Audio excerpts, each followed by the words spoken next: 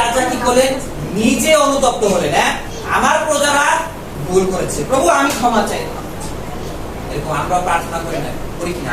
আমার পরিবার এখনো যিশুকে বিশ্বাস করে, প্রভু আমি আমার পরিবারের পক্ষ থেকে তোমার কাছে ক্ষমা চাই। আমার জাতির লোকেরা এখনো যিশুকে বিশ্বাস করে, আমি তোমার কাছে আমার জাতির পক্ষ থেকে তোমার কাছে ক্ষমা চাই। এরকম প্রার্থনা করি কিনা? যদি না করি, শুরু করি এরকম প্রার্থনা। এবং এই যে রাজা, তিনি বাক্য শুনে বুঝতে পারলেন কি ভুল হয়েছে, তাই তিনি সেটা স্বীকার করেন ঈশ্বরের কাছে কি, প্রভু আমি অনুতপ্ত হলাম, আমার ভুল হয়েছে, আমার ভুল হয়েছে। এবং তিনি কি করলেন? নিজের পাপের সাথে লোকদের পাপও স্বীকার তিনি করেছেন। অনুতপ্ত বুঝি কিনা? মানে এই কাজটা করে আমি ভুল করে ফেলেছি। রাজা নেতা হিসেবে কি করলো? ভুলটা স্বীকার করলো। এবং পরবর্তীতে এই রাজার কাছে ঈশ্বর আবার কি প্রতিজ্ঞা করলেন?